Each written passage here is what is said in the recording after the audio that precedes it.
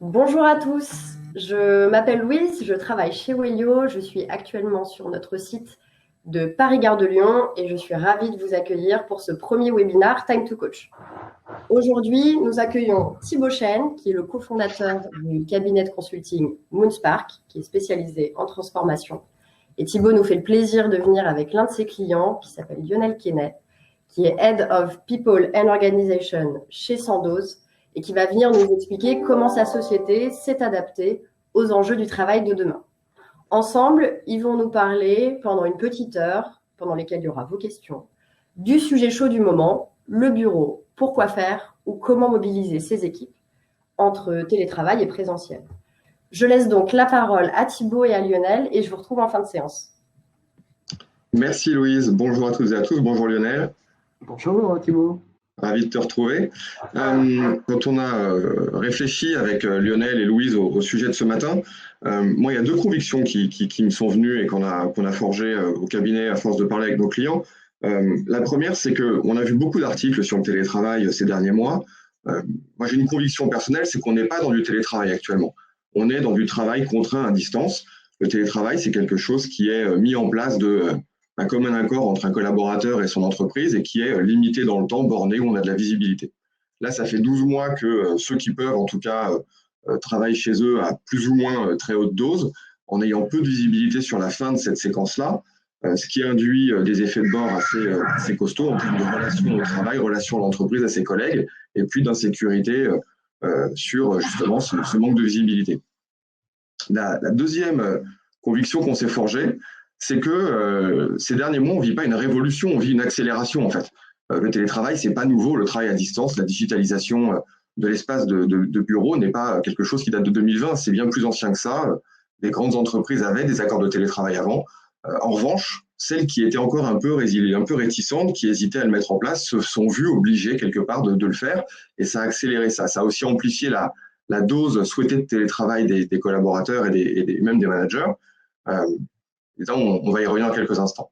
Le deuxième sujet que ça a accéléré, c'est les modes de fonctionnement, les rapports entre les managers et leurs collaborateurs. C'est pas nouveau qu'il y a d'autres façons de travailler que le mode très hiérarchique. Ça fait 30 ans et plus que les auteurs en sociologie des organisations, en management, nous disent qu'il y a d'autres façons de travailler. Pensez à l'holacratie, pensez à l'entreprise libérée, l'entreprise opale, des modes de fonctionnement bien plus horizontaux où on développe l'autonomie, la responsabilité des collaborateurs et où on met le manager dans un rôle nouveau. Alors là, ça s'est mis en place, le rôle nouveau du manager de manière très forte et très nouvelle, avec des managers qui parfois voient bien ce qu'ils doivent faire, parfois beaucoup moins, avec du coup là aussi un peu de questionnement. Mais en tout cas, la crise sanitaire n'a pas créé ce mouvement-là, elle l'a amplifié en créant de nouvelles questions du coup. Alors juste pour éclairer nos propos et voir un peu vers quoi on se dirige, quelques chiffres clés des derniers mois, dernières semaines. Une enquête a été menée en février 2020 et fin 2020 sur l'appétence des franciliens pour le télétravail et pour les nouveaux modes de fonctionnement. Ce qui est intéressant, c'est de voir que globalement, on a 85% à peu près de gens qui sont pour le télétravail et qui souhaitent le poursuivre. Et ça n'a pas bougé entre février et septembre. Donc, ce qu'on peut se dire, c'est que les derniers mois n'ont pas eu d'impact sur l'envie des gens d'être en télétravail. En revanche, ce qui est intéressant, c'est que là où avant, on avait plutôt une journée de télétravail par semaine, on a 63% des collaborateurs qui disent « moi, j'en ferai bien 2. Je resterai bien 2 jours par semaine à la maison ». Et ça, c'est très cohérent avec la question, vos réponses aux questions préliminaires qu'on vous a posées, puisqu'on vous demandait combien de jours au bureau était idéal pour vous. Et on a eu une majorité, très forte majorité, 78% de réponses pour 3 jours par semaine au bureau, donc 2 jours de télétravail. On a eu quelques réponses à 2 jours au bureau et quelques réponses à 5 jours au bureau. Là, vraiment très peu, mais on en a quand même eu. Donc voilà, certaines personnes souhaitent retourner activement et pleinement au bureau. Et là encore, c'est cohérent avec la deuxième question. Vous a demandé quel était votre lieu de travail préféré. Vous nous avez répondu très majoritairement le bureau et ensuite à égalité la maison et les tiers-lieux comme les espaces de coworking ou autres. Alors, pourquoi aller au bureau? Le bureau, pourquoi faire? La réponse que nous donne cette étude, elle est assez intéressante et moi je trouve assez enthousiasmante. C'est le lien social. À 55%, les collaborateurs nous disent « moi je veux retourner au bureau parce que ça me crée du lien social, ça me permet de voir mes collègues, d'avoir des rapports avec eux, de créer de l'attachement à mon équipe, à mon entreprise et aussi d'avoir quelque part ces moments informels, le déjeuner, la pause café, mais pas que. Quand je passe devant le bureau d'un collègue, je passe une tête pour dire bonjour. Voilà, ça, c'est des choses qui manquent un peu en télétravail parce que ça assèche un peu ce lien-là. Et un des enjeux, justement, dont on va parler avec Lionel dans quelques instants, c'est comment je recrée ce lien-là. Donc, on le voit, un consensus qui se dégage autour d'un retour au bureau, fortement demandé. On a 8% seulement des Franciliens qui souhaitent être à 5 jours par semaine en télétravail, c'est très très peu. Donc, retour au bureau, 2 jours de télétravail à peu près, et puis un bureau comme un moteur de lien social. Ça pose deux questions. Une fois que je suis au bureau 3 jours par semaine, qu'est-ce que j'y fais? Quel type d'activité est-ce que je peux y mener? Et puis une deuxième qui est finalement le rôle du manager dans ces nouveaux modes de fonctionnement-là. Quel est-il? Comment est-ce qu'il se positionne? Et ce qui est intéressant, c'est que Lionel est donc People and Organization Director chez Sandoz, qui est une filiale de Novartis. Et c'est une question que Novartis se pose depuis un certain temps maintenant, en ayant commencé une transformation culturelle et managériale il y a quelques temps, dont il va nous parler. Voilà. Donc, Lionel, je suis ravi de t'avoir avec moi ce matin. Est-ce que tu peux nous donner quelques mots sur Novartis? Je pense que tout le monde connaît à peu près, mais Sandoz, voilà. Que fait Sandoz et qui es-tu? Oui, merci Thibaut. Alors, Novartis, donc effectivement, je pense que le nom au moins est connu. Donc, c'est un grand groupe pharmaceutique international dont le siège est basé en Suisse, un peu plus de 100 000 collaborateurs dans 155 pays et une gamme très large d'aires thérapeutiques, hein, oncologie, hématologie, cardiologie, etc. Donc, voilà, ça c'est le groupe Novartis. Le groupe Sandoz est une division de ce groupe Novartis. Sandoz est plutôt sur la partie, ce qu'on appelle les génériques et les biosimilaires. Hein. Donc, dans la vie du médicament, vous savez qu'il y a ce qu'on appelle les princeps, c'est-à-dire quand une nouvelle molécule apparaît, et puis à un moment, les brevets, effectivement, passent dans un domaine public, et donc les laboratoires génériques prennent le relais. Et donc, Sandoz est spécialisé, effectivement, dans la production et la commercialisation de ces médicaments génériques et biosimilaires. En France, Sandoz, nous sommes 300. Hein. Voilà, siège basé à Levallois. Et donc, moi, j'ai rejoint cette société il y a maintenant 1 an, après une vingtaine d'années, passé plutôt dans l'industrie du packaging et dans l'industrie agroalimentaire. Ok, merci. Et du coup, c'est intéressant parce que quand on parle des nouveaux modes de fonctionnement, souvent en ce moment, on lit des articles sur l'autonomie, la confiance, la responsabilisation. Et pourtant, l'industrie pharmaceutique, c'est quand même d'abord une industrie de process et de sécurité parce qu'on ne peut pas se permettre de jouer avec la santé des patients. Comment est-ce que vous gérez chez Sandoz ces nouvelles dynamiques managériales-là? Oui, alors c'est un point intéressant parce qu'effectivement, on pourrait croire laboratoire suisse. Bon, est-ce que ces réflexions justement sur les nouvelles méthodes d'organisation ont lieu dans ce genre de groupe? Et la réponse est oui, parce que pour ceux qui connaissent un peu l'industrie pharmaceutique, c'est une industrie qui se transforme énormément, qui a besoin de se réinventer. Et donc, comment est-ce qu'on fait pour réinventer la médecine, réinventer nos traitements, si on continue à gérer nos équipes avec des méthodes qui datent parfois du XXe siècle ou voire même d'avant? Et donc, c'est vrai que depuis 3 ans, on a entrepris un mouvement qui vise à vraiment changer nos façons de manager.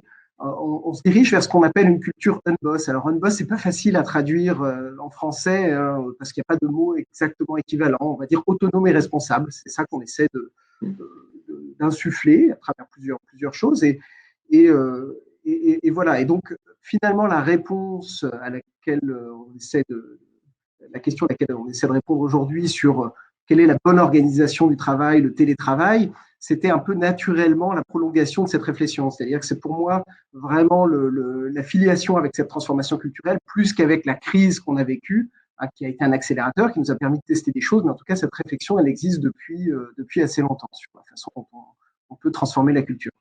Et alors, comment ça se traduit concrètement aujourd'hui chez Novartis et chez Sandoz? Alors, chez Novartis et chez Sandoz, on a lancé un programme qui s'appelle Choice with Responsibility. C'est-à-dire qu'à un moment, on s'est posé la question, évidemment, de ce nouveau normal qui va après la crise. Là, et finalement, la clé d'entrée de se dire est-ce qu'on doit être 1 jour, 2 jours, 3 jours au bureau, on a pensé que ce n'était pas la bonne. Hein. Aujourd'hui, toujours sur ce principe d'autonomie et de responsabilisation des équipes, on s'est dit finalement, c'est le collaborateur qui va décider comment et où est-ce qu'il doit travailler. Et donc, on a lancé ce programme Choice with Responsibility. Les grands principes du programme, c'est de dire le collaborateur décide, il informe son manager et s'aligne avec son équipe. Et donc, c'est ça qui va… Alors, bien sûr, aujourd'hui, on est encore en période contrainte, hein, comme l'a indiqué Thibaut, c'est-à-dire qu'on n'est pas capable d'aller jusqu'au bout de cette logique, mais c'est ça qu'on est en train de dessiner avec nos équipes, de leur donner cette autonomie, ce choix dans la manière dont ils souhaitent s'organiser. Et donc, plutôt axer notre réflexion sur de quoi a-t-on besoin, où est-ce que ça fait sens pour moi en tant que collaborateur, et je vais revenir après, comment est-ce qu'on fait pour essayer justement que ça soit efficace, mais comment est-ce que moi, en tant que collaborateur, j'ai envie de travailler, et je décide finalement si je vais venir une journée, 2 journées, 3 journées, une demi-journée au bureau en fonction de ce que j'aurai à faire et de ce qui fait sens pour mon activité. Donc, on est sorti complètement de cette logique. Est-ce que c'est 1 jour, 2 jours, 3 jours? Je dirais, ça dépend et c'est à chaque collaborateur de décider la manière dont il souhaite travailler, s'organiser. Ouais, ce qui est intéressant, si j'entends bien, c'est que c'est pas je demande à mon manager ou je partage, j'informe mon manager. Donc Oui. il y a un côté, ça doit être un tout petit peu déséquilibrant quand même pour les managers de Sandoz, non?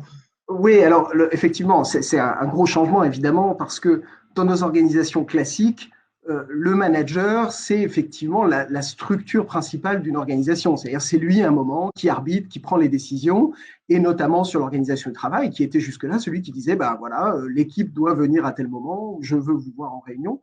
Et on enlève en fait cette étape-là. On dit maintenant, c'est le collaborateur. Pour autant, ça ne veut pas dire qu'il ne faut pas à un moment trouver des méthodes pour que tout ça fonctionne ensemble. Pourquoi? Parce que l'addition des volontés individuelles, ça n'a jamais fait l'efficacité collective. Donc, à partir du moment où c'est plus le manager qui décide, c'est-à-dire qu'il faut que vous remplaciez par d'autres processus qui vont permettre cette régulation.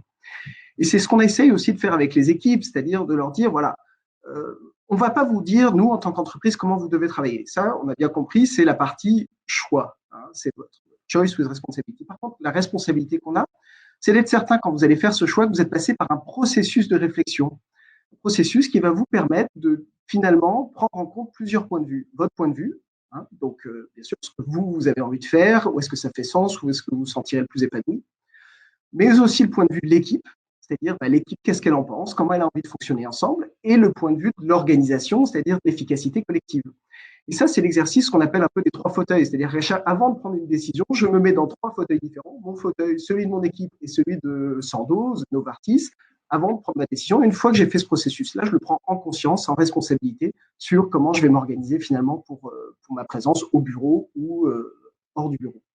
D'accord. Et du coup, ça pousse forcément au dialogue, à la discussion. Comment ça peut s'inscrire dans le temps? Parce que la réalité aujourd'hui, c'est un des bénéfices mis en avant par les gens sur le New Normal, de dire finalement ce que cette crise a apporté, ça développe de la résilience parce qu'on s'adapte. On voit bien qu'il y a plus vraiment de vérité qui va tenir au-delà de quelques mois. On sait que les horizons sont un peu raccourcis. Donc comment est-ce que ce défi-là, il est géré dans le cadre de Just with Responsibility? Oui, alors c'est un point essentiel de la manière dont on amène ce projet. Comme je l'ai indiqué, l'idée, c'est pas non plus que chaque individualité puisse faire voilà, dans son coin et travailler finalement, parce qu'on est un organisme vivant, on est un organisme qui a besoin effectivement de fonctionner ensemble. Et donc, là où nous n'avons plus imposé le fait de dire il faut venir une journée ou 2 journées, par contre, ce qu'on a imposé, c'est qu'il y ait vraiment un processus de discussion au sein des équipes.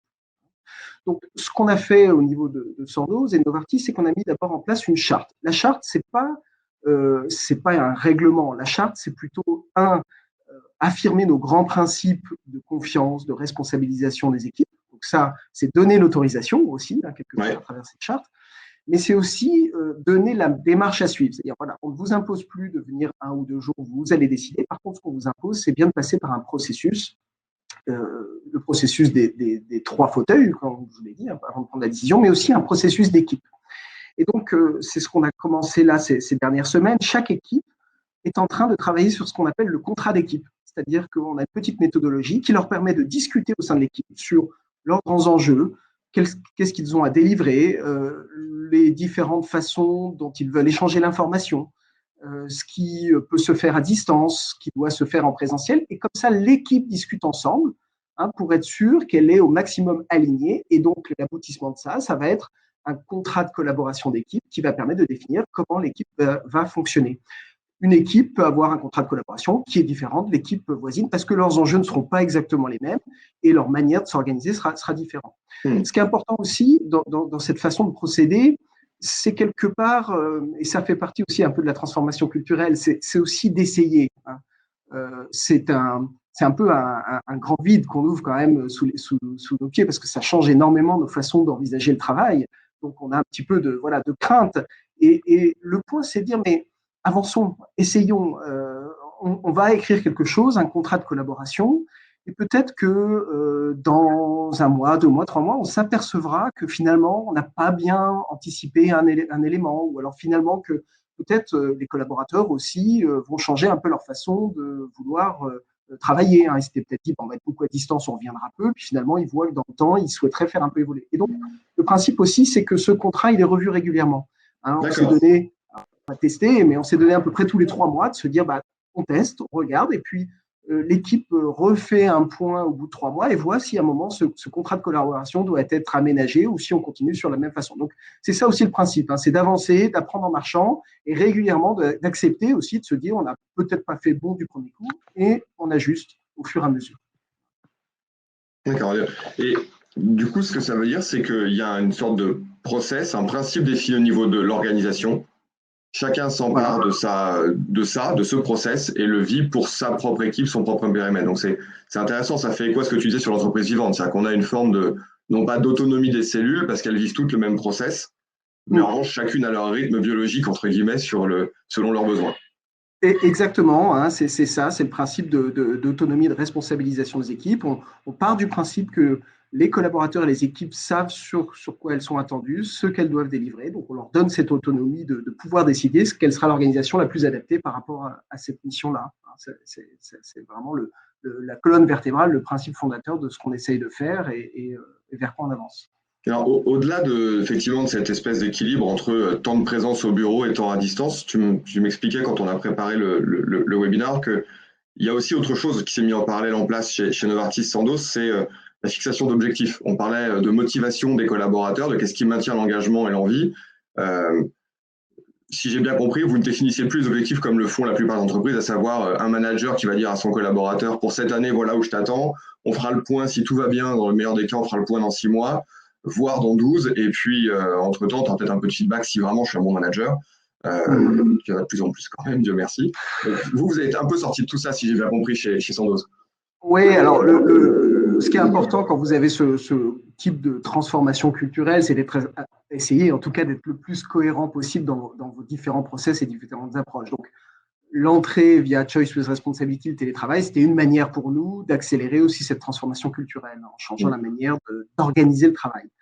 Effectivement, il y avait un autre gros sujet qui est souvent un sujet de questionnement dans les entreprises, voire d'insatisfaction quand on interroge un peu les collaborateurs. Et on l'avait fait d'ailleurs il y a 1 an, d'interroger un peu nos collaborateurs sur ce qu'ils aimeraient voir changer en termes de grands processus. Et vraiment la partie fixation des objectifs, entretien de performance, ce cycle qu'on connaît très classique dans les entreprises, avait été énormément challengé. Notamment le fait d'attribuer une note en fin d'année, etc. Et donc, on a aussi complètement revu ce processus-là, un peu sur le même état d'esprit, c'est-à-dire qu'à partir du moment où on estime que les grandes lignes, les grandes directions de la société, ces grands objectifs sont déterminés, on va demander aux équipes de définir eux-mêmes leurs objectifs au plus près de ce qu'ils vivent et de ce qui va surtout les inspirer. Parce qu'on pense qu'effectivement, pour que les équipes avancent, donnent le meilleur, il faut que les objectifs qu'ils se fixent soient motivants et inspirants. Et qui est mieux placé pour fixer des objectifs inspirants et motivants que l'équipe elle-même.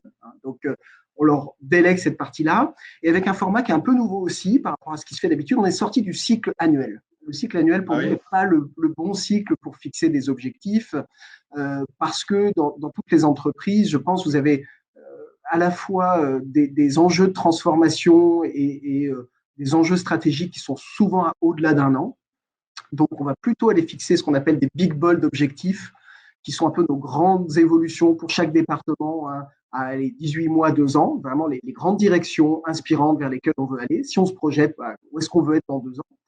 Et puis après, on fixe des objectifs qui sont beaucoup plus court terme, c'est-à-dire par rapport à ces big bold objectifs, plutôt des objectifs à 3 mois, 4 mois, parce qu'on sait que les rythmes de travail aujourd'hui sont extrêmement rapides, on a besoin d'être agile, de pouvoir s'ajuster. Et donc, on dit aux équipes, voilà, déjà, on va s'orienter sur les 3-4 mois à venir, vous allez déterminer sur quoi on doit pouvoir délivrer. Et puis, de la même manière qu'avec Choice with Responsibility, tous les 3 mois, on fait ce travail de revue. C'est-à-dire que voilà, on a atteint un certain nombre d'étapes, ou alors il y a des priorités qui ont pu être ajustées. Et donc, tous les 3 mois, l'équipe fait ce travail de revoir ensemble, est-ce qu'on est toujours sur les les bons rails, est-ce qu'on doit changer un moment, et d'avoir cette flexibilité de pouvoir en permanence revoir les objectifs, y compris dans nos systèmes d'ailleurs, qui du coup se sont adaptés, pour pouvoir tous les 3 mois pouvoir ajuster un objectif, en supprimer un, en rajouter un. Donc on a un peu cette dualité, la vision moyen-long terme et la vision beaucoup plus court terme pour les équipes. Ça fait un peu penser à la navigation à voile, quoi. Il y a le cap, il y a là où je veux aller, ma destination, et tous les Voilà. règlements, je vérifie en fonction du vent, des courants, j'adapte ma route. Alors c'est intéressant parce qu'il y a 2 questions que je vois là et qui me donnent envie de rebondir dessus parce qu'elles sont très en lien avec ce qu'on est en train de se dire. Il y en a une première qui est intéressante, parce que ça c'est un grand débat qu'on a chez Moonspark. Sur la confiance n'exclut pas le contrôle, comment trouver le bon curseur. Alors c'est intéressant parce qu'on pourrait discuter déjà la phrase de départ qui est que la confiance n'exclut pas le contrôle. J'ai un tout petit peu... À titre très personnel, j'ai un tout petit peu la vision inverse, c'est que la confiance exclut le contrôle, en revanche, elle oblige à la transparence. Et c'est par la transparence qu'on peut mettre un peu de clarté sur ce qu'on est en train de faire. Comment vous gérez ça, vous, chez Sandoz, sur les objectifs, alors, par exemple, comment ça se suit? Oui, alors c'est un point intéressant parce que ça interroge deux aspects à travers un peu cette question. Il y a un premier aspect qui est le rôle du manager. Je pense que c'est une question qu'on nous pose souvent par rapport à ça et que nos managers nous ont posé aussi d'ailleurs en disant mais se sont trouvés un petit peu démunis au départ en disant mais attendez, sur Choice with Responsibility, c'est plus moi finalement qui donne l'accord ou désaccord sur la façon de s'organiser l'équipe. Je suis un membre de l'équipe parmi les autres, mais j'ai plus ce veto de dire oui, non. Donc, c'est quoi mon rôle? Et effectivement, ils ont posé aussi la question, mais finalement, qu'est-ce que vous attendez de moi en termes de contrôle ou d'atteindre des objectifs? Et c'est intéressant de travailler avec eux sur ce sujet-là parce que, au contraire, on essaie de les repositionner, nous, sur un rôle qui est un peu différent, effectivement, de ce qu'ils pouvaient faire avant, vraiment le rôle du manager-coach. C'est-à-dire celui qui, à un moment, va s'assurer d'abord que le processus, sur Choice with Responsibility, le processus se déroule bien, c'est-à-dire que les équipes sont bien passées l'équipe est bien passée par ces étapes-là, et qui va aussi s'assurer que il met en place tous les moyens pour que l'équipe puisse atteindre ses objectifs, puisse être supportée, lever tous les blocages qu'il peut y avoir éventuellement dans les interactions de l'équipe ou dans les besoins qu'elle peut avoir. Donc, c'est vraiment un rôle qui évolue, moins décideur, je dirais, en termes de veto oui-non, mais plutôt accompagnant l'équipe pour qu'elle réalise son plus haut niveau de performance. Et puis, le deuxième point qui est important, et on fait très attention à ça, dans le programme s'appelle Choice with Responsibility et on ne dissocie jamais les deux mots. Choice with Responsibility, c'est important. Parce que c'est pas parce qu'on donne du choix qu'on renonce pour autant à la performance, à l'atteinte de nos objectifs. Et donc, quelque part, avec une grande autonomie, un grand choix, comme on le laisse aux collaborateurs, il y a aussi une grande responsabilité. C'est-à-dire qu'on responsabilise sur les équipes en disant on vous a donné les clés quelque part du camion pour conduire, pour décider. Par contre, évidemment, la condition, c'est qu'au final, la performance soit au rendez-vous et qu'on puisse démontrer que cette organisation est efficace et est au rendez-vous. Donc, voilà, on responsabilise aussi les équipes sur l'atteinte des objectifs parce que c'est pas, c'est Choice with Responsibility, donc c'est une responsabilisation aussi sur l'atteinte des objectifs et de ce qu'il faut délivrer. Et évidemment, on est amené potentiellement à challenger des choix d'organisation d'une équipe qui dysfonctionnerait et qui ne rendrait pas ses résultats. Ça serait tout à fait légitime d'aller la voir et dire voilà, les choix d'organisation que vous avez faits ne semblent pas être les plus opportuns par rapport à ce que vous délivrez. Donc, après, ce n'est pas forcément moi de vous dire comment il faut vous organiser, mais en tout cas, je vous invite à refaire ce travail pour bien mesurer les attentes de l'organisation et peut-être ajuster la manière dont vous avez souhaité vous organiser. Ouais. Alors, c'est intéressant parce que, en plus, vous faites ça à un moment de crise, alors sans trop de guillemets, d'ailleurs, de vraie crise un peu globale, alors que dans le passé, on a vu des entreprises s'essayer typiquement au modèle de l'entreprise libérée. Et puis, à la première crise, alors nous, on l'a vu aussi chez certains clients, dont des comités de direction ont pu évoluer dans leur mode de fonctionnement vers des choses un peu plus horizontales, plus basées sur la confiance. Et crise qui survient, et on sent une sorte de retour en arrière qui peut s'opérer. Et vous, c'est un peu l'inverse. C'est vous utilisez la crise pour faire un vrai mouvement d'accélération. Ouais, comme je te l'ai indiqué, Thibaut, pour nous, vraiment, le projet est né avant la crise quelque part, parce que ça fait partie vraiment de cette transformation culturelle. Ceci dit, la crise nous a permis quand même de vérifier certaines choses. Et notamment, une conviction assez forte, on l'a vu, on a été mis, alors en plus c'est l'anniversaire, c'est il y a juste un an, en télétravail un peu du jour au lendemain, pas forcément prêt, complètement prêt au niveau outils, au niveau façon de fonctionner, et ça a marché. Ça a marché. Au prix, je le sais, de beaucoup d'efforts des collaborateurs, au prix voilà, d'un certain nombre de choses compliquées, mais en leur disant, on sait que c'est très compliqué en ce moment chez vous parce que etc. Organisez-vous au mieux pour délivrer nos produits, nos médicaments à nos patients. Et ça a fonctionné. L'entreprise a continué à fonctionner avec un bon niveau de performance. Et donc, ça nous a permis aussi de valider certaines convictions, de dire, voilà, c'est pas parce que les équipes, à un moment, sont plus au bureau présentiel, sous l'œil du manager, que ça ne fonctionne pas. Aujourd'hui, ça fonctionne. Et donc, ça a été un peu un test en live, même si on n'est pas aujourd'hui complètement au bout du test, puisqu'on voudrait pouvoir de nouveau avoir cette alternance, cette possibilité de choisir. Aujourd'hui, on n'est pas dans un choix complètement ouvert, puisqu'on est, on retourne un peu au bureau comme beaucoup d'entreprises, mais ça reste extrêmement limité. Ce n'est pas le vrai choix qu'on imagine pour le nouveau normal, qui, j'espère, arrivera dans quelques semaines, mois, je ne sais pas encore. On verra au plus vite. Tout à fait. Il y avait une question qui était très intéressante. J'en prends quelques-unes au passage parce que quand elles sont, je trouve, assez en lien avec ce qu'on se dit, c'est bien de les traiter. Il y en a une sur comment ça se passe entre deux équipes. C'est-à-dire que on voit bien comment une équipe peut décider de comment elle va s'organiser parce que ça, la discussion, j'allais dire, presque le manager aujourd'hui, au-delà du manager coach, c'est presque un manager facilitateur qui s'assure que chacun a sa part de voix dans l'équipe et peut exprimer un peu ses attentes, ses craintes et ses besoins. Comment ça se passe entre deux équipes? Parce que parfois, on peut avoir des équipes qui ont besoin l'une de l'autre. Comment ça s'organise, cette transversalité-là? Oui, alors ça c'est une vraie question, effectivement, parce qu'on voit bien l'équipe hiérarchique peut s'organiser entre elles. Après, on est tous forcément en interaction avec d'autres équipes. Et donc, on a eu un peu une double réponse là-dessus. D'abord, en prenant un parti pris qui est de dire on appartient à plusieurs équipes. Donc, effectivement, c'est un travail qu'il faut parfois faire plusieurs fois avec plusieurs équipes et de trouver la bonne manière de s'organiser.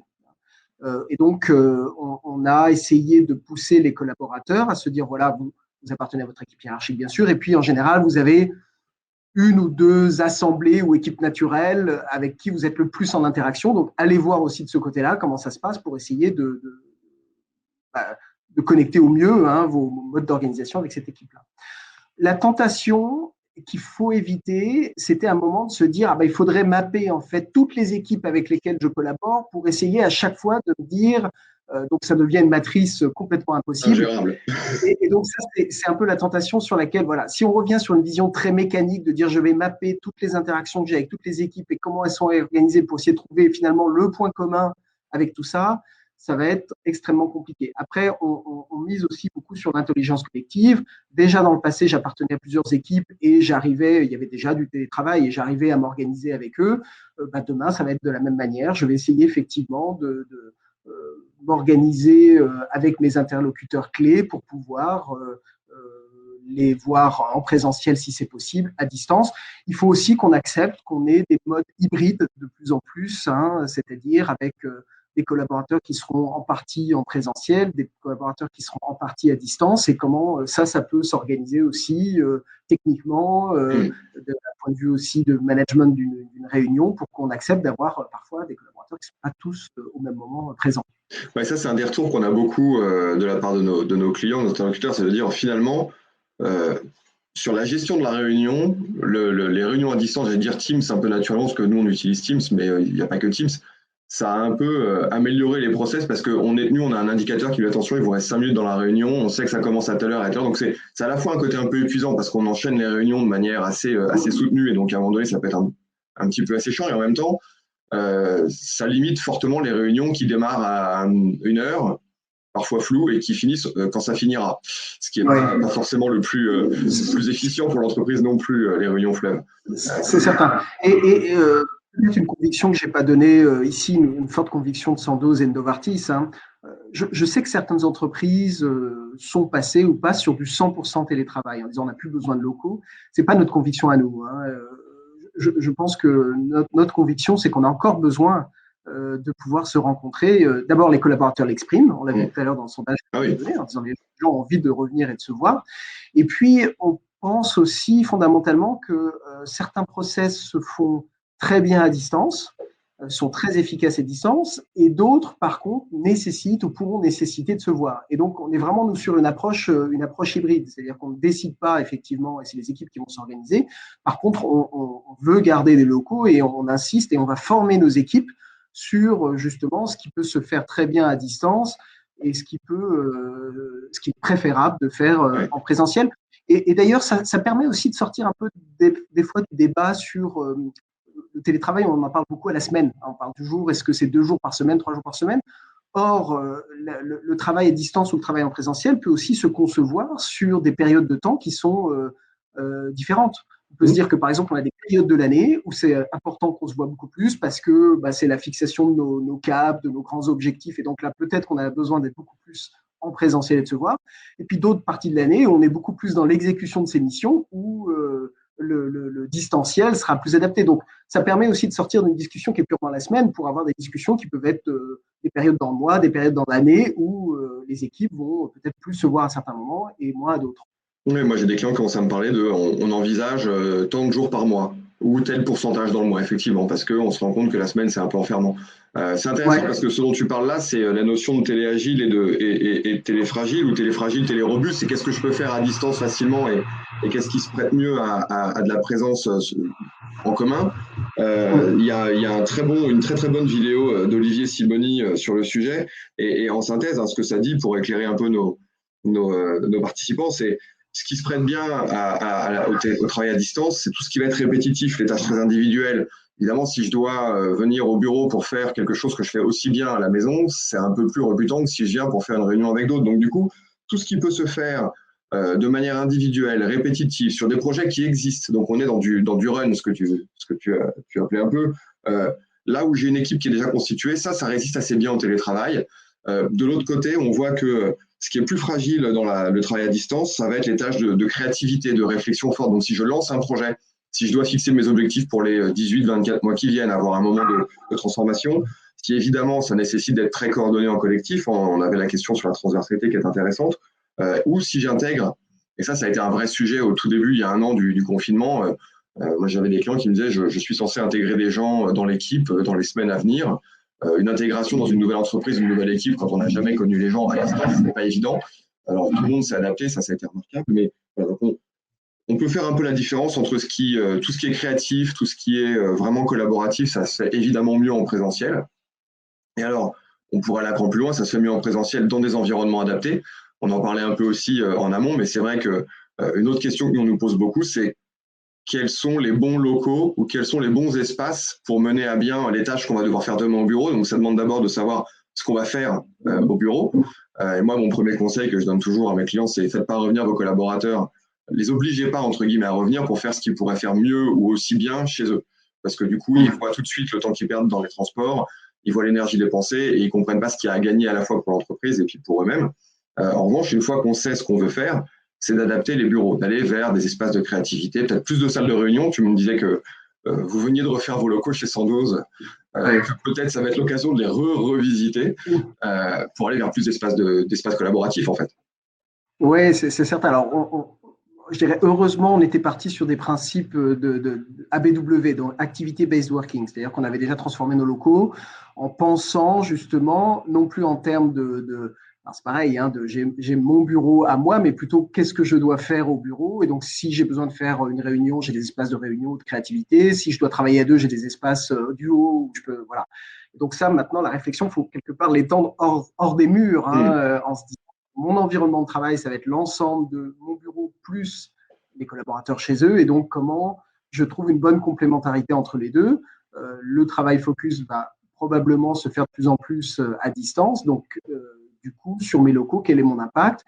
Et on est encore pour l'instant en train de réfléchir à tout ça, mais effectivement, le besoin d'avoir plus de salles de réunion, de salles de créativité, puisque c'est a priori ces activités-là qui vont plutôt nécessiter que les collaborateurs se voient et passent du temps ensemble. Oui, il y a toute une théorie qui se développe autour de comment on peut apporter l'expertise des services hôteliers au bureau, en fait, de dire comment est-ce que je transforme les bureaux en un endroit où les collaborateurs trouvent un ensemble de services qui leur permettent justement de gérer ce lien social, cette collaboration-là, la créativité, parce qu'il y a une forme de super conciergerie, entre guillemets, ou en tout cas un service développé pour leur permettre d'être dans les meilleures conditions possibles. C'est super intéressant. Alors, on a une question qui est, le bureau est aussi un lieu où l'on peut échanger dans les mêmes conditions, un lieu fait pour cela et avec des règles. Comment conserver cela en télétravail? Pourra-t-on demander la même productivité dans des conditions différentes? C'est riche. Alors, ouais, sur la partie productivité, alors bon, ça va dépendre bien sûr de ce qu'on entend par productivité. Il semblerait que les études montrent qu'effectivement, on n'a pas tellement perdu en productivité en fait avec la période qui vient de se passer. Nous, on essaie de le mesurer aussi côté Novartis.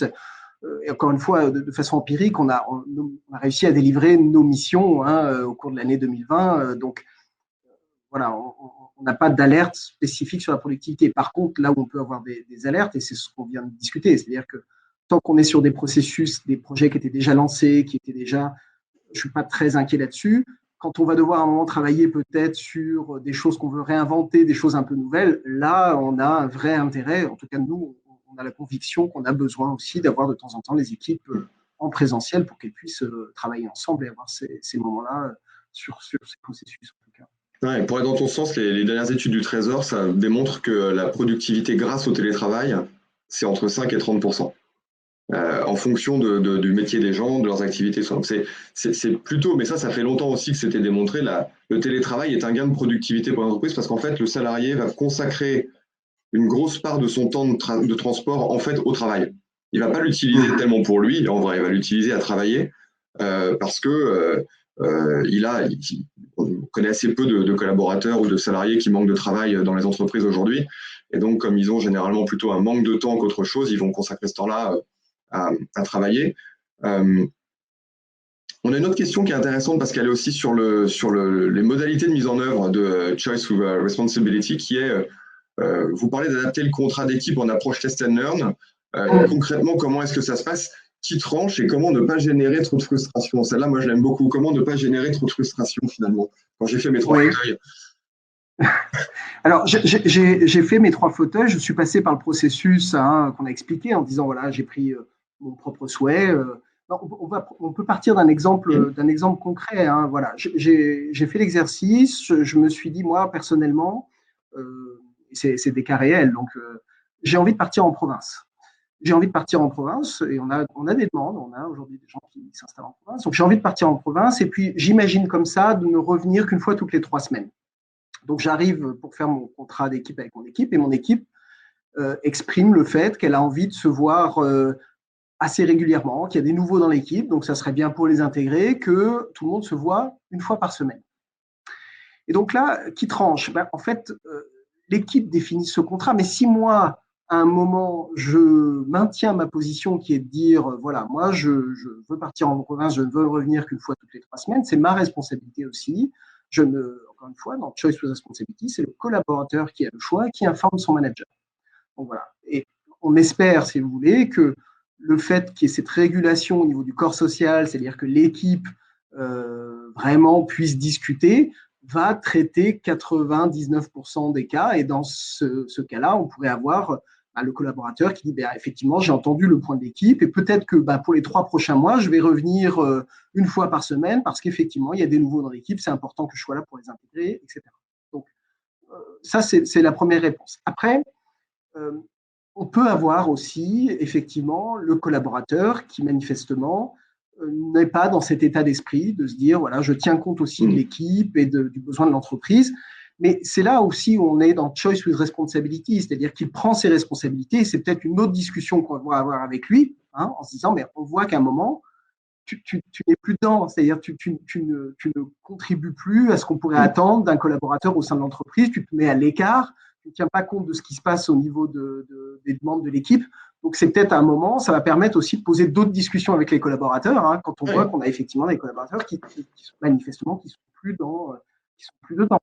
Ouais, ça peut même, Voilà. on peut imaginer que ça permet d'identifier aussi des collaborateurs qui sont un peu épuisés ou qui sont arrivés au bout d'un cycle à leur job, dans leur job, parce que Exactement. Et je pense ils que voient ça plus comment permettra de contribuer. poser, Hmm. voilà, et au lieu de poser le point par effectivement les contraintes, ça permettra de poser peut-être le point, d'avoir une vraie discussion. Et on insiste beaucoup là-dessus en ce moment avec nos managers. On a fait des séminaires sur la discussion adulte-adulte, hein, c'est-à-dire d'avoir ce bon niveau de discussion en disant, voilà, bien sûr, c'est toi qui choisis, mais ayons cette discussion.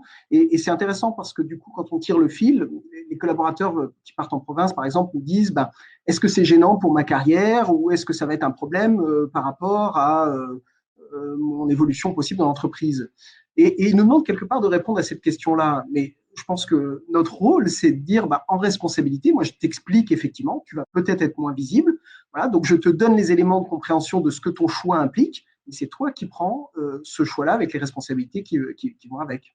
Oui, ou en tout cas en étant conscient de ça, de faire en sorte de garder une visibilité, d'être en interaction fréquente et Exactement. de Et moi, l'avoir en tête. Oui, d'éclairer parce que son choix, voilà, d'éclairer son choix pour lui dire, voilà, si effectivement la distance va créer forcément un gap, donc comment tu fais pour compenser par ailleurs ce fait que tu vas être moins au bureau, qu'on va moins le voir, mais par contre, ce n'est pas à moi de décider si finalement c'est la bonne décision pour toi de partir t'installer en province ou pas. Et donc, on autorise aujourd'hui les collaborateurs à pouvoir s'installer en province euh, si ce travail a bien été fait de réfléchir effectivement à ce que ça signifie en termes de responsabilité. ouais, C'est ça, toujours le mon processus parcours plus que la professionnel, décision. mon temps de trajet quand je dois venir au bureau, peut-être que ça veut dire. Alors, tiens, une question parce qu'on avait vu à une époque Google, Facebook notamment dire à leurs collaborateurs plus besoin de venir, allez vous installer où vous voulez. D'ailleurs, vous pouvez postuler chez nous pour un job à San Francisco en habitant à Hong Kong, c'est super. Euh, on a assez vite vu le corollaire avec la réglementation du travail américaine qui est un peu plus souple que la nôtre. De dire, en fait, si vous travaillez depuis Hong Kong, bah, vous êtes payé en fonction d'un salaire de Hong Kong et pas d'un salaire de San Francisco, évidemment. Mais aussi, si vous allez dans l'Oklahoma, vous serez payé avec un salaire basé sur le train de vie de l'Oklahoma et pas de la Californie du Nord. Ce qui change un tout petit peu le truc. Mais finalement, ce que vous poussez à faire, c'est responsabiliser les gens sur euh, leur choix et donc comment ça se traite d'un point de vue du temps de déplacement. Je prends un exemple. Je travaille aujourd'hui au siège de Sandoz à Paris. Je décide d'aller en Bretagne parce que c'est une très belle région à Nantes, c'est facile en TGV. C'est Sandoz qui prend en charge les billets de train, mon éventuelle nuit d'hôtel, comment ça se passe tout ça? Non, alors là encore, c'est choice with responsibility. C'est-à-dire, j'ai fait le choix d'aller habiter à Nantes pour mon équilibre vie pro, vie perso, pour ma qualité de vie. Ma responsabilité aussi, c'est de prendre en charge les frais éventuels. Voilà, quand je vais revenir effectivement au siège, parce que je me suis mis d'accord avec mon équipe sur le fait que régulièrement je devais être au siège pour rencontrer l'équipe, pour remplir un certain nombre de mes missions. Donc, ma responsabilité, c'est de prendre effectivement en charge ces frais.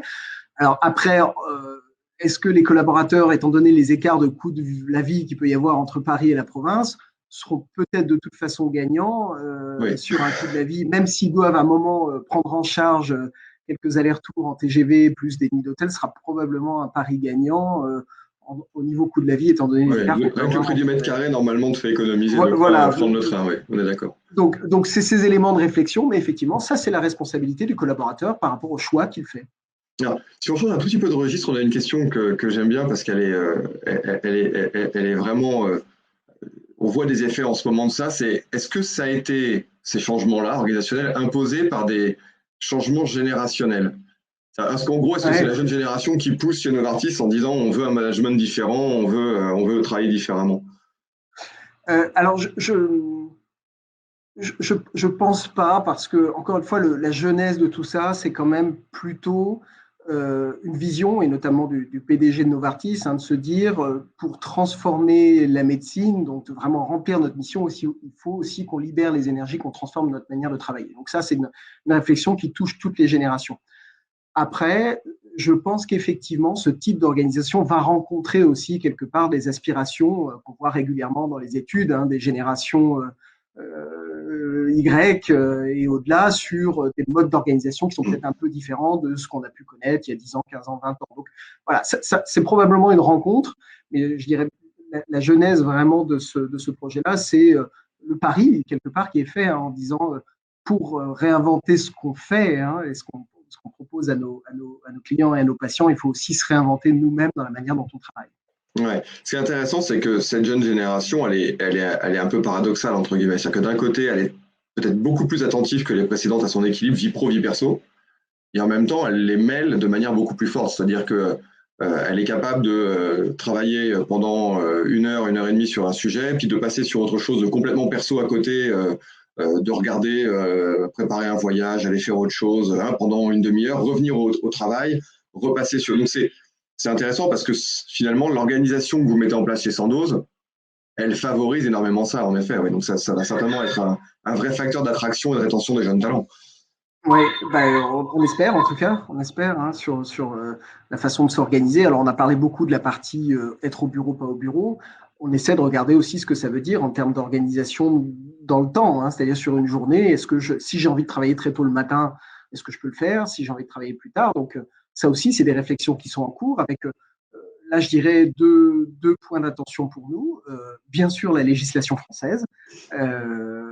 Et le fait qu'on bien sûr on s'inscrit dans ce cadre-là de nombre d'heures de travail, de repos. Et puis encore une fois, le besoin, l'exercice des 3 chaises marche aussi très bien là-dessus. C'est-à-dire, moi j'ai envie de travailler tous les matins, tous les jours de 6h à 14h, puis après finalement d'arrêter. C'est peut-être la discussion qu'il faut que j'ai aussi avec mon équipe, avec mes clients internes, avec mes clients externes, pour me dire est-ce que le faire ponctuellement ou le faire tous les jours, ça va me permettre de délivrer ma mission tel qu'on l'attend, si effectivement je ne suis pas joignable, jamais joignable à partir de 14 heures. Ouais. C'est ça aussi, c'est responsabiliser les gens sur les choix qu'ils peuvent faire et est-ce que c'est effectivement le meilleur choix au regard de ce qu'on attend d'eux. Est-ce que mes collègues sont OK pour faire des réunions à 6 heures du matin avec moi ou pas? Voilà. Ça peut se discuter. Donc, je pense que on peut avoir des éléments de réponse assez rapidement. Alors, si je regarde les autres questions, parce qu'il nous reste une grosse dizaine de minutes et je voudrais essayer de répondre au maximum de questions possibles. Alors, pour donner de la visibilité aux collaborateurs, avez-vous mis en place dans votre SIRH un système permettant de déclarer ses journées en télétravail versus en présentiel? Oui, alors on avait jusque-là un SIRH qui permettait de mettre les jours de télétravail. On est en train de regarder, on est en train de faire évoluer ce SIRH pour effectivement avoir des choses assez interactives qui permettraient comme ça à tout le monde de voir physiquement où la personne va être, parce que ça peut être une information intéressante. Encore une fois, on revient sur cette histoire de collaboration aussi entre équipes et de se dire, grâce à un système d'information, je peux savoir qui sera présent ou pas. Donc, on est aussi en train d'adapter nos systèmes. C'est vrai que il y a tout un tas d'adaptations de nos systèmes informatiques, nos règles un peu sur la manière de mener des réunions pour aussi s'adapter à ce nouveau normal. Et ça en fait partie de l'adaptation de notre SIRH pour qu'on puisse facilement identifier les personnes qui seront présentes ou pas sur le SIRH. Ouais. Alors, il y a une question qui est hyper intéressante. Non, je n'arrive pas dire qu'elle soit intéressante, mais c'est parce qu'à chaque fois, ça m'ouvre des champs de réflexion auxquels je n'avais pas du tout pensé. Donc, c'est vraiment top. Merci beaucoup. En gros, c'est quand on est au bureau, quand je suis face à quelqu'un, forcément, j'adopte un mode de communication assez différent de quand je ne communique qu'à distance. Et la question qui est très importante, c'est est-ce que si on se voit moins, si on communique plus, alors peut-être par mail ou par Teams ou par messagerie instantanée, on risque pas de se retrouver avec le même type d'excès dans les relations, dans les comportements que sur les réseaux sociaux? Est-ce que le bureau n'est pas une forme de barrière ou de frein fort à ces dérives-là? Alors, je ne constate pas forcément complètement aujourd'hui. On vit effectivement avec ce mode de relation à distance depuis un moment. C'est un point de vigilance. C'est un point de vigilance parce que peut-être qu'effectivement, le non-verbal, quand on est au bureau, permet d'aller capter peut-être un regard, une posture qui va nous alerter sur attention, là, l'audience est en train de s'énerver, etc., qu'on a forcément moins quand on est à distance. Donc, ça fait partie, ça, des éléments sur lesquels on essaie d'apporter aussi un peu de formation. Et c'est un champ qui est encore largement inexploré parce que justement, travailler sur ces interactions à distance, ce qu'on a fait énormément, et comme toutes les entreprises, c'était beaucoup de copier nos modes de fonctionnement en présentiel vers du distanciel. Et donc, on se retrouve avec des agendas qui sont extrêmement complexes, des réunions toute la journée. Et donc, il faut aussi un peu réapprendre nos manières d'interagir et de travailler pour à la fois, effectivement, pouvoir réguler et aussi pouvoir avoir des agendas qui ressemblent à quelque chose dans notre façon de travailler. Parce que aujourd'hui, la différence entre le synchrone et l'asynchrone. On a essayé effectivement de juste copier-coller la manière dont on travaillait avant en le faisant à distance, ce qui fait qu'on a tous, je pense, ressenti un peu cette surcharge de réunions, de Teams, quand beaucoup de choses se faisaient à la machine à café et pouvaient se traiter en 2 minutes. Donc, on réfléchit aussi un peu sur ces sujets-là. Alors nous, il y a un conseil ou une bonne pratique, je ne sais pas, qu'on a pas mal poussé chez Moonspark entre nous et un peu vis-à-vis de nos clients, c'est le coup de téléphone pour rien, en fait. Pour maintenir aussi ce lien, et le respect passe aussi par le lien que j'ai interpersonnel avec les autres. C'est-à-dire que quelqu'un que je connais bien, que j'estime, avec qui je sais que je travaille bien, forcément, je vais toujours faire plus attention à la manière dont je vais lui parler pour pas dériver que si c'est quelqu'un que je connais pas parce que je l'ai jamais croisé, parce que je n'ai en face de moi qu'un process ou la réponse à un process ou quelqu'un qui me fait des mails. Et du coup, le coup de téléphone, juste pour rien, pour prendre des nouvelles entre collègues, ça permet de maintenir ce lien-là et de sortir justement un peu du Teams habituel où on ne se joint finalement que parce qu'on a un prétexte à se joindre, parce que j'ai une raison opérationnelle de parler. Et donc, c'est qui coupe le côté sympa de la relation aussi, parce qu'on est aussi là, on est aussi des animaux sociaux finalement. Oui, mais ça, c'était intéressant. Et ces temps qui, au début, nous paraissaient un peu futiles de dire finalement, on va faire une réunion Teams, c'est forcément utilitaire. C'est-à-dire, on va traiter le sujet de A à Z. Et en fait, on s'aperçoit que le bénéfice des cafés virtuels, par exemple, le fait d'avoir le matin, ce que je fais avec mon équipe, tous les jours, après vient qui peut, mais tous les jours, on a un café virtuel, ce qui a énormément aidé l'équipe aussi à maintenir ce lien, même s'il n'y a pas de sujet important, entre guillemets, mais c'est important de garder ce lien. Ou alors le fait, en réunion, de prévoir un peu ce temps de juste d'échange, de prise de météo. En fait, le petit exercice de la météo, c'est-à-dire que tout le monde puisse exprimer comment ça va, parce que on a plus cette partie-là qui se faisait de façon naturelle quelque part quand on était au bureau. Donc, c'est important effectivement d'adapter aussi nos façons de concevoir des contacts à distance. Alors, une question dont je ne sais pas si on pourra la trancher aujourd'hui ou si même plusieurs années suffiraient, mais est-ce que le droit du travail actuel, je te la livre tel quel, le droit du travail actuel n'est-il pas complètement dépassé face aux nouveaux modes de travail? Oui, c'est un point intéressant parce que oui, tout à fait. Et on a eu pas mal d'échanges avec nos partenaires sociaux d'ailleurs sur tout ça, puisque même très récemment, on a signé un accord télétravail qui permet d'acter tout ce que je viens de vous raconter, c'est-à-dire cette grande liberté d'autonomie. Et donc, c'était intéressant d'essayer de voir comment cette philosophie, cette façon de fonctionner, quelque part, pouvait s'inscrire en droit du travail français dans un accord, se rédiger. Et effectivement, alors je dirais pas forcément les limites, parce que dans le droit français, tout n'est pas négatif. On a aussi des garde-fous qui sont parfois nécessaires, qui sont intéressants. Je parlais des heures de repos. On sait qu'un risque aussi de la situation qu'on connaît et de nos nouvelles organisations, quand vous êtes à la maison, cette difficulté parfois à couper entre le travail et la vie perso. Vous avez juste parfois à sortir de la tête de votre ordinateur, vous êtes tout de suite chez vous. Donc, là aussi, quand même, le droit du travail nous rappelle à certaines règles qu'on renforce derrière par des chartes de droit à la déconnexion qui sont d'autant plus importantes maintenant que ces connexions deviennent plus floues. Mais je pense qu'effectivement, le droit du travail va forcément être un peu challengé par ces nouvelles manières de s'organiser. Et on n'a pas parlé de l'équipement des collaborateurs à domicile pour qu'ils soient dans de bonnes conditions. Enfin, quand on commence à tirer la ficelle, il y a tout un tas de choses qui sont très intéressantes et sur lesquelles on va apprendre probablement dans les prochains mois et prochaines années sur ces nouvelles manières de s'organiser. En tout cas, c'est certain que ce qu'on vient de vivre est un accélérateur très fort sur un travail qui aurait probablement pris des années. Là, on avance, je dirais, à pas de géant sur ces nouvelles modalités d'organisation. Il y a eu un échange hyper intéressant sur LinkedIn il y a quelques jours sur quelqu'un qui a regardé les nouveaux modes de travail, c'est un des méga trends, c'est comme ça qu'ils appellent ça, des tendances lourdes identifiées par l'Europe. Et en creusant un peu, on s'aperçoit qu'en fait, ce rapport de l'Europe sur les nouvelles façons de travailler date de 2018. Donc de bien avant le moment où on a eu la crise il y a un an, et qu'effectivement, c'est quelque chose qui existait, qui s'accélère fortement. C'est quoi les premiers bénéfices que tu constates ou que Sandoz espère? Parce qu'effectivement, comme tu dis, c'est pas complètement dans le format final puisqu'on n'est pas tous pas revenir au bureau comme on voudrait. Mais les bénéfices attendus de la démarche. Alors, les bénéfices, je pense qu'il y a un bénéfice immédiat quand même. On sait que l'ambiance est un peu morose en ce moment. Les collaborateurs sont un peu fatigués de cette période où on ne peut plus revenir au bureau de façon normale, on ne peut plus normalement. c'est quand même un espoir. Et le jour, le collaborateur l'exprimait très fortement en disant on ne veut pas revenir comme avant. Et le fait d'avoir lancé cette démarche, de leur dire bah, écoutez, on réinvente avec vous ce qui sera ce nouveau normal, ça permet quand même de se projeter. Donc, on a, je dirais, en termes d'engagement, on a un vrai écho positif par rapport à ça, en disant bah, c'est bien, c'est nouveau, ça permet de prendre en compte mes aspirations, de vivre différemment, de choses que j'ai testées et que je voudrais pérenniser. Donc, ça, c'est un vrai bénéfice.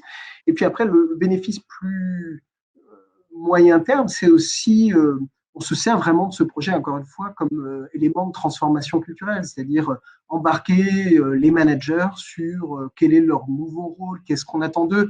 Et ça concrétise vraiment ce nouveau rôle, c'est-à-dire leur parler aux managers, de manager coach, de culture on boss, tout ça, bon, c'est bien, ils comprennent, mais c'est un peu théorique. Après, quand on leur dit, ben voilà, concrètement, on va prendre un projet comme Choice with Responsibility et votre rôle, voilà ce que ça va être dans l'accompagnement des équipes. Ben là, ça devient concret. Ouais, là, il voit bien. Là. Voilà, il voit bien. Et donc, c'est pareil, c'est pour nous un accélérateur de transformation culturelle. Et c'est pour ça qu'on utilise énormément ce projet pour ancrer cette transformation culturelle. OK. Alors, il y avait une dernière question. Merci beaucoup. Il y a une dernière question, je pense à laquelle on a pas mal répondu, en parlant notamment d'un rapport d'adulte à adulte autour de est-ce que c'est pas utopique de penser que l'équipe va s'adapter aux besoins d'un collaborateur qui a envie d'aller en province. Je crois que toute la philosophie du programme, si j'ai bien compris, c'est que le contrat d'équipe, il n'est pas drivé par la somme des besoins individuels, il est drivé d'abord par les besoins de performance de l'équipe. Et on voit comment chacun est prêt à concilier ses envies individuelles et ses besoins individuels avec ce besoin de performance collective. On reste quand même dans une entreprise, je vais dire capitalistique, donc avec un besoin de rentabilité, un besoin de dégager du résultat et d'être performante. C'est normal. Si l'entreprise est un organisme vivant, il faut bien qu'il puisse vivre, il faut qu'il puisse se développer. Donc, je crois que c'est pas tellement de l'utopie, c'est de la discussion beaucoup. Alors après, peut-être que la discussion et les nouveaux modes de management peuvent être encore un peu utopiques vu de nos fenêtres, mais j'espère en tout cas qu'on pourra aller de plus en plus vers ce type de projets, de culture d'entreprise qui sont pour moi vraiment des éclaireurs sur la route du management de demain et de relations très différentes. Tu parlais des partenaires sociaux. Je pense que c'est vraiment quelque chose qui peut amener une relation différente entre partenaires sociaux et organisations en tout cas. Ouais. Oui, je concède tout à fait que le chemin va être long et complexe, mais encore une fois, c'est aussi des démarches apprenantes, c'est-à-dire qu'on est plutôt sur une philosophie où on essaye d'avancer, pas forcément de faire tout bien du premier coup et de pouvoir en permanence se réajuster. Et ça aussi, c'est l'adaptation un peu de la culture à un monde qui évolue très vite, sur lequel les organisations résilientes qui arrivent à s'organiser en permanence, à se réorganiser, et ça fait partie de ce chemin. Ouais. Louise est de retour, ça veut dire qu'il doit être l'heure de conclure. Ça. Merci beaucoup Lionel en tout cas. Merci Lionel, merci Louise. C'était super intéressant. Je vous remercie à tous, merci aux participants qui étaient nombreux aujourd'hui et on vous retrouve dès le mois prochain pour un prochain Time to Coach. Merci beaucoup et bonne journée. Merci Louise, au revoir. Merci. Au revoir. Au revoir.